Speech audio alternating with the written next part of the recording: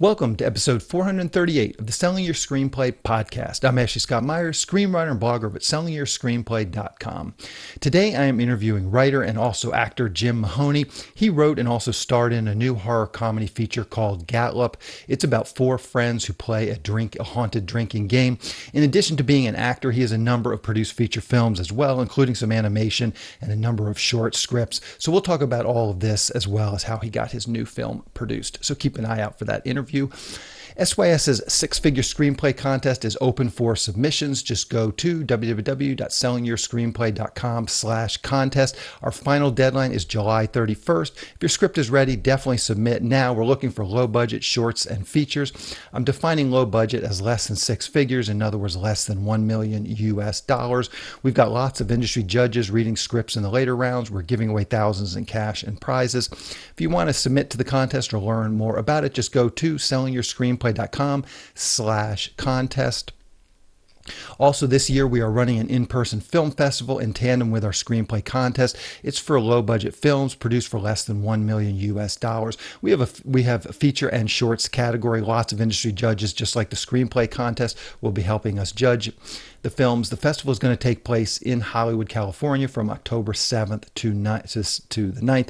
Again, this is going to be an in-person event. If you have a finished film and would like to submit to the festival, you can go to sellingyourscreenplay.com/festival. You'll see a link to Film Freeway. We're actually taking all the submissions for the film festival through Film Freeway. So if you're already on Film Freeway, you can find us there and submit directly as well from Film Freeway. Once again, if this sounds like something you'd like to learn more about or perhaps enter, just go to sellingyourscreenplay.com/contest for the contest and sellingyourscreenplay.com/festival for the festival. If you find this episode valuable, please help me out by giving me a review in iTunes or leaving a comment on YouTube or retweeting the podcast on Twitter or liking or sharing it on Facebook. These social media shares really do help spread word about the podcast, so they're very much appreciated. Any websites or links that I mentioned in the podcast can be found on my blog in the show notes. I also publish a transcript with every episode in case you'd rather read the show or look at something later on. You can find all the podcast show notes at www.sellingyourscreenplay.com/podcasts, and then just look for episode number 438. So now let's get into the main segment. Today I'm interviewing writer and actor Jim Mahoney. Here is the interview. Welcome, Jim, to the Selling Your Screenplay podcast. I really appreciate you coming on the show with me today. Thank you, Ashley. I'm happy to be here. So to start out, maybe you can tell us a little bit about your background. Where did you grow up and how did you get interested in the entertainment business? I grew up in a suburb of Minneapolis called Edina, Minnesota. How I always tell people that don't know Minnesota, I say that the easiest way to recognize Edina is it's the evil town in the Mighty Ducks. That is where I grew up. Okay. Evil, preppy hockey players. But I moved out I went to school in Colorado. I actually went to school for psychology and then fell in love with theater and comedy out there randomly. Started doing stand-up in the Denver area and then moved to Los Angeles in 2005 to pursue acting and comedy. Acting became, obviously it's a very tough run. And so getting frustrated, I think it happened after I had a very big meeting with a big talent agent that I was referred by an executive, a huge executive at Fox Features to this talent agent. The talent agent was basically like, congratulations for getting a referral, but I don't care. I'm not signing you. So get out of my office. So I was frustrated with that. And I basically was like, what do I have to do? So I decided to start making things. I wrote a short to be shot in one location on a couch, and I approached my good friend, his name is Zach Lewis, from an acting class. Be like, hey, I have an idea, and I think you're hilarious. So would you want to do this with me? He looked at it and was like, I think this is actually really funny. Let's work on it. So he helped me write it, develop it. We approached a director friend who was up and coming, who is now kind of a big-time TV director and works in features a bunch. His name's Richie Teen. He helped us make this short. It did pretty well, and the two of us, Zach and I, got kind of addicted to making stuff. So we made a bunch of web series and then short films, and then Zach had an idea for a feature, so we started to learn how to write features, and then eventually kind of stumbled into animation. We were mostly just writing kind of like R-rated comedies, adult comedies, trying to get things sold. Nothing good was sold, and then it got the attention of a manager who was like, I need comedy guys. I've got nothing. Your guys' comedy is working, so I want to work with you all. And then we sort of a backdoor way got in front of Sergio Pablos, who was looking for writers to write Klaus, which was his animated feature at Netflix. But before it went to Netflix, he was trying to sell it on his own. He couldn't get it set up. He wasn't a writer. So we were put in touch with him. He looked at our wacky comedies and was like, this would be a great nexus, I think, this great like alchemy of like adult comedy with family animation. Hopefully we can find some nice middle ground, find the tone. We wrote that movie for him in about 2015, then did a bunch of animated stuff. But while working with a partner for many years, as you do, like you start to want to like kind of expand your own voice, you know, really kind of like take chances and see if you can develop stuff further on your own. And so my writing partner and I kind of took a break. He had an idea for a rom-com with his wife. He's like, I'd like to try to write this with her. And I was like, I have a couple of weird ideas. One is a half-hour comedy, but then one is this weird movie that I want to shoot myself. And then I approached Alberto, the director of Gatlopp, and I was like, I got a weird idea for a movie, sort of the same feel as it was for the very first short I made. I was like, we can do it in one location, mostly. We can make it, hopefully fund it ourselves. What do you think? And he was like, I'm in. So I went off and wrote this movie. I was sending a draft, and like he was, you know, helping with very smart notes. And then eventually started, I think we met in March of 2017 was when I approached him with the idea. And then I started writing it later that year. Perfect. I think that brings us up to speed. So let's talk about Gatlopp a little bit. So it sounds like some of this was just practical considerations in the sense that you knew you could self-fund it, you could shoot it in your apartment on your couch. But maybe you can talk a little bit about that. But first, what is just sort of the logline or premise of Gatlopp? And then you can just sort of give us a little insight into sort of why you gravitated toward that story. The premise was basically like the real short version is if Jumanji was a drinking game. But it was how I kind of sold it to friends. But the basic premise is 4 friends that kind of, you know, as you do after you graduate college or move to a town, you start to disperse and sort of like fall out of touch for almost a decade. They're reconnected when my character, Paul, hits hard times. He gets a divorce, loses his job, loses his house. So he has to basically crash on a friend's couch. And that friend is Cliff, who's sort of like forever the party child. He invites the other 2 close friends together to basically commiserate, have a drink, reconnect, and help Paul kind of like, you know, get out of his funk. But then they start playing a game he discovered. They're having a blast, really getting in, really like, you know, falling back in step with their old ways and jokes and laughs and good times. But then they realize this game is no ordinary game, and they have to essentially beat it, or they're stuck playing this torturous game forever. Gotcha. And where did this idea come from? And again, I'm just curious, were there some practical considerations? It sounds like it was similar to this first short you're talking about, but what was sort of the genesis of this story idea? The genesis came when I was meeting a few friends like over 10 years ago to go out, have a night on the town, like have a few drinks.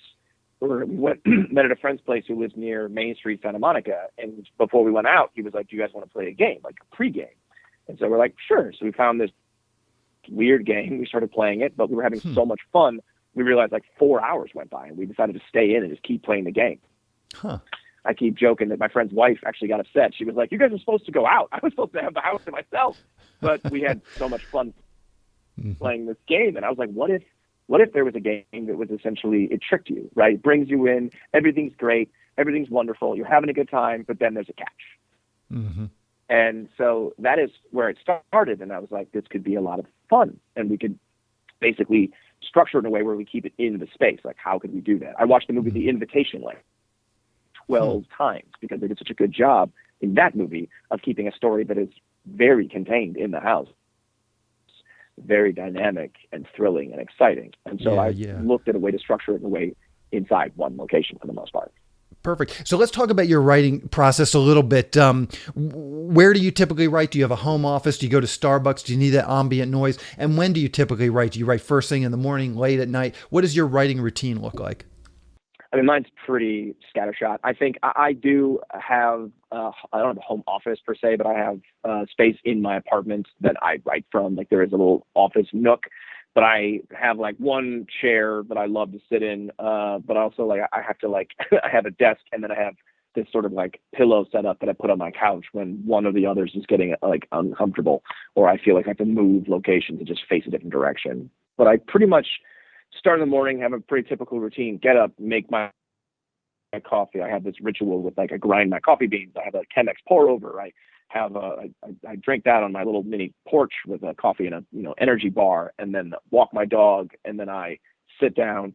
And typically I try to basically say I work until lunch. And I have to try, when trying to get through a draft, it's like at least 2 hours or 3 pages. And what ultimately happens is that if in those 2 hours I only get a page and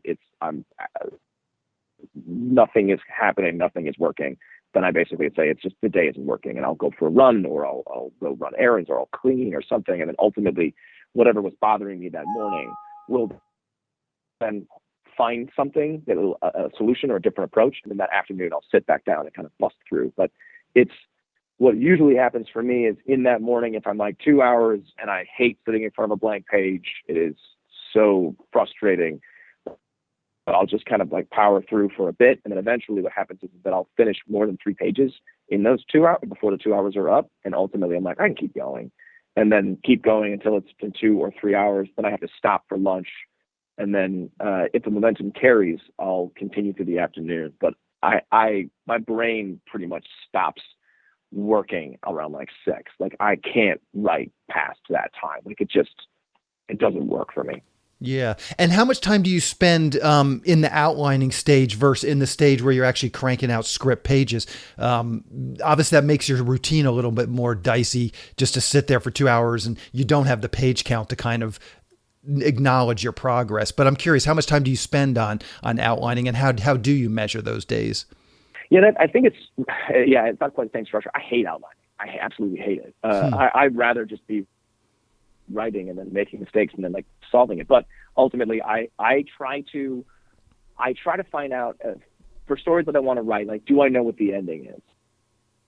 Can I figure out ultimately where I want it to stop? Like, how do I want it to resolve? And if I can figure that out, I figure a way in and I figure a way out.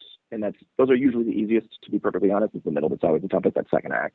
But I like to think really hard on how to get in. Is it interesting? Do I feel like if I were to be flipping through, scrolling any streaming service or whatever, like, is that going to hold my attention past 5 minutes? And then if I have an idea of a satisfying ending, and then I will ultimately grind away. Again, kind of the same thing. I sit down, I work until noon, and then if I get frustrated, I go for a run, I make lunch, whatever, get out in the water, go surf, work out, just go for a walk, something, and then ultimately try to stare at the screen for the afternoon until 6 o'clock hits again, and I ultimately, power down. Yeah. You have any tips after writing this script? Do you have any tips for writers who are thinking about writing a very contained 1 or 2 location script? Where there's some things that you learn through this process just to kind of keep the momentum going, to try and keep things fresh, even though you only have 1 location?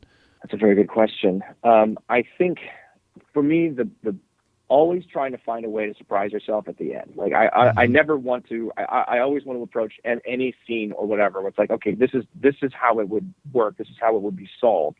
And this is how like you would start the scene in this way. This is where the arc would ultimately end. And you almost always come to an answer that is seemingly obvious. I don't want to say obvious so much, but it is where you naturally want to end. And I always want to, if you can, find a way to, how can you have a surprise at the end of that? How can you, like, okay, you found the obvious answer, great. What is a way to flip it on its head? What would be a way to, like, what would ultimately surprise you? If you can find a way to surprise you at the end of any scene, and it can be simply, what helps is comedy really works really well for this, because you can come up with a joke. Even if there's an obvious ending, but if you can somehow undercut it or have a joke at the end, that is a surprise. And so it keeps, even something that's contained, dynamic. That's the hardest part. Is like, what is ultimately going to surprise you, and if it does, it will hopefully surprise the audience as well. But it's easier with a comedy, and ultimately with horror, because that's all. Horror and comedy are the same structure: tension with some kind of release, some kind of surprise. And so, what can that be? So I think that's the best advice I would have for that. Otherwise, watch a lot of movies that take place in one space. Watch Green Room. Watch, again, The Invitation was wonderful. Watch Clue. These things are fun and mystery too. Like, how do you keep the mystery going? That's another way I think to keep it. But it's sort of the same psychological response of a surprise, like a question can be involved at the end, and that'll ultimately, hopefully, keep a contained story dynamic. Yeah, sound advice for sure. How can people see Gatlopp? You know what the release schedule is going to be like? It'll be June 16th. It'll be on I believe iTunes, Amazon, Roku, and then that's as much as I know at the moment. Okay. Ask smarter people than me.